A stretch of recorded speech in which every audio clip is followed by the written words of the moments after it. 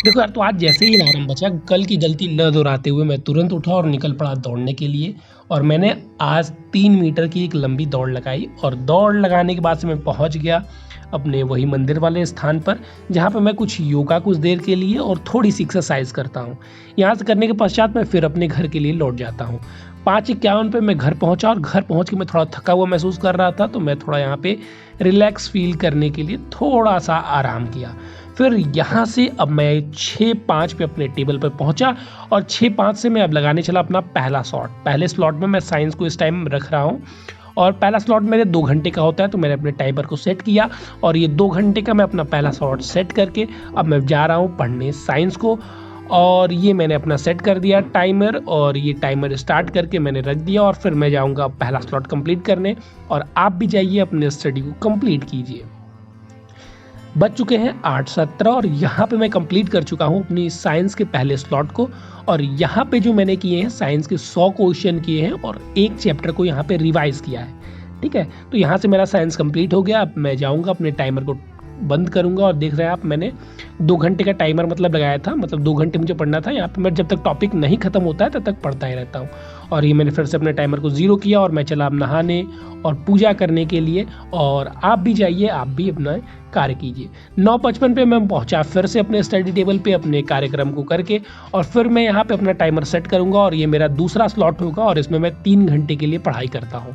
और इस स्लॉट में मैं 3 घंटे के लिए अपना टाइमर सेट करूँगा और टाइमर सेट करने के बाद मैं यहाँ पे इस स्लॉट में इंग्लिश पढ़ता हूँ। तो इंग्लिश पढ़ने के लिए इस टाइम मैं इंग्लिश प्रीवियस ईयर से ही पढ़ रहा हूँ, तो मैंने यहाँ पे प्रीवियस ईयर निकाली और यहाँ से अब मैं idiom, phrase, one word substitution सारी चीज़ें पढ़ना स्टार्ट करूँगा। तो आप भी जाइए और कंप्लीट कीजिए।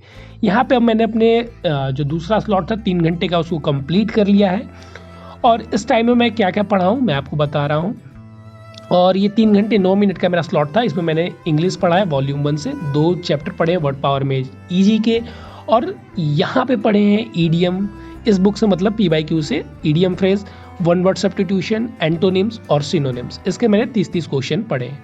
ठीक है, और ये देख सकते हैं आप, इसमें मैंने वर्ब आर्टिकल रिवाइज किया था और आर्टिकल के मैंने बस 2 पेज ही रिवाइज किया था। ठीक है, क्योंकि टाइम बहुत ज़्यादा लगता, अभी मेरे पास टाइम इतना ही था। अब मैं थोड़ा रिलैक्स होने चला और रिलैक्स होकर यहाँ पे पहुँचा मैं 3:11 पर।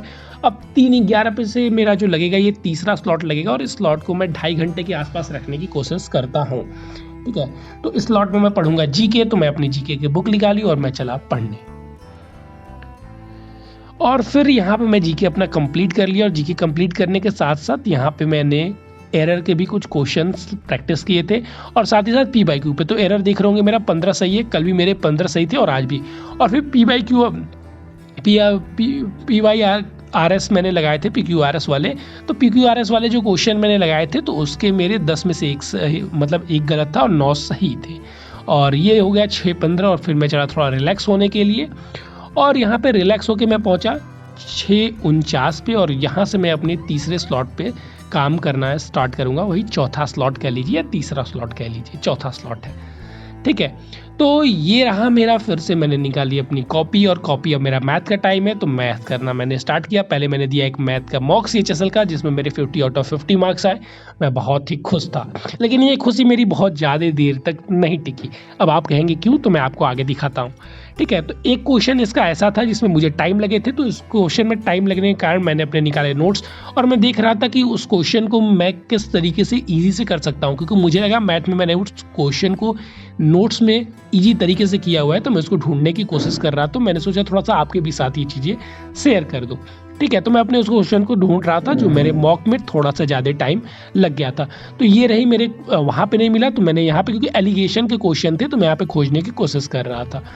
और फिर मैंने दिया एक रीजनिंग का मॉक और रीजनिंग में भी मेरे आ जाए 50 आउट ऑफ 50। मुझे बहुत अच्छा लगा क्योंकि रीजनिंग कुछ दिनों से मैं परेशान था, क्योंकि रीजनिंग मेरे लिए 50 और 50 नॉर्मल रहता था, लेकिन प्रैक्टिस छोड़ने के कारण ये आदत खराब हो गई थी।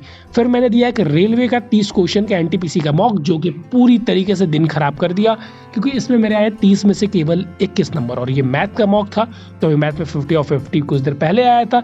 फिर इस मार्क्स को देख के थोड़ा सा मन उदास हो गया था, लेकिन कोई नहीं। जब क्वेश्चन, मुझे इससे एक बहुत फ़ायदा था कि मुझे इससे 3 क्वेश्चन नए सीखने को मिले थे। और यहाँ से फिर आया 8:52 का टाइम और यहाँ से मेरा जो ये स्लॉट था चौथा मैंने ख़त्म किया और मैं चला अब खाना खाने। और फिर खाना खाने के बाद से मैं आऊँगा तो अपने आगे की पढ़ाई को स्टार्ट करूँगा। यहाँ पे बच सकते हैं, आप देख रहे हैं 10। मैं यहाँ पे खाना खा के आ चुका हूँ और यहाँ से अब मैं लंबी पढ़ाई बहुत ज़्यादा नहीं रख सकता, फिर भी मैं कोशिश करूँगा क्योंकि कल मुझे सुबह जल्दी ही उठना है, क्योंकि कल करनी है घर की सफाई। तो मैं जल्दी उठूँगा तभी थोड़ा सा पढ़ पाऊँगा, नहीं तो मेरी कल कुछ भी पढ़ाई नहीं हो पाएगी। तो 8:14 आप टाइम देख रहे होंगे। यहाँ पे मेरी जो पढ़ाई थी कंप्लीट हो चुकी है। यहाँ पे मैंने रीजनिंग का एक और मॉक लगाया था और फिर यहाँ पे आप देख रहे हैं मैं टाइम अपना सेट कर रहा हूँ, अलार्म सेट करके आज का दिन कंप्लीट हुआ।